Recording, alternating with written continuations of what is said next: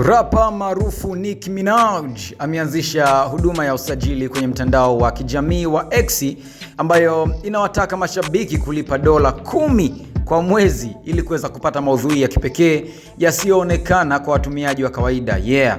Nazungumzia X ambayo zamani ilikuwa ni Twitter. Nicki Minaj alitangaza huduma hiyo Julai 31 mwaka 2026 akiwaambia mashabiki wake kwamba sasa wanaweza kujiunga na ukurasa wake wa kulipia ili kupata maudhui maalum, mazungumzo ya karibu na vipindi vya moja kwa moja vya sauti vinavyojulikana kama X Spaces.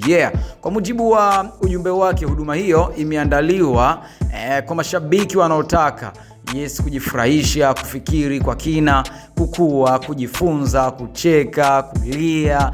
Ni imebeba manake hisia zote, umeona bwana, furaha, lakini pia huzuni na vitu kama hizo, na kuwa huru pia kujieleza. Pia aliahidi kwamba maudhui ya Spaces zitakazopatikana kwa waliojisajili ama zitapatikana kwa waliojisajili pekee. Mbali na machapisho ya kipekee wanaolipa hupata alama maalum karibu na majina yao wanapojibu machapisho ya Nick. Namzungumzia Nicki Minaj. Mfumo wa X pia unaruhusu watayarishaji wa maudhui kuweka baadhi ya machapisho, majibu na mijadala kwa ajili ya wanachama wanaolipa pekee.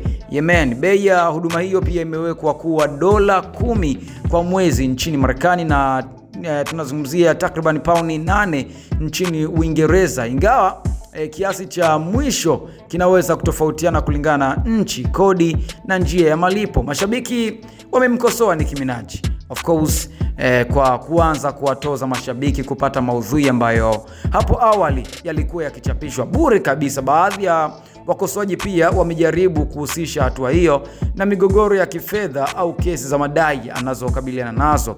Nicki Minaj amekuwa akitajwa katika kesi tofauti zinazohusisha madai ya fedha, so wengi wanasema pengine ni njia ambayo ameamua kuitengeneza ili kuweza kupata pesa kwa njia hiyo ya mtandao wa X, zamani Twitter, na mambo kama hayo. Lakini wengine wanasema kwamba ni digitali maendeleo, ni njia nyingine ya kuweza kutengeneza kipato, maokoto na mambo kama hayo. Wengine wakisema bwana, kwani itakuwa na utofauti gani? Kwa sababu yule Nicki Minaj ambaye tutamwona kwa njia ya kawaida ndio yule ambaye tutamwona pia ambaye ndio yule ambaye anaonekana kwa wale ambao wanakuwa wamelipia, kwa maana ambao wamelipa hizo $10 na mambo kama hayo. Ni njia ambayo ameona kwamba itakuwa ni nzuri, na naamini kwamba baada ya kufanya hivyo wale ambao watakuwa wamelipa watapata zaidi ya maudhui ambayo ni maudhui ya kawaida, kama ambavyo umesikia hapa ameelezea kwamba watapata kuweza kusikiliza mijadala.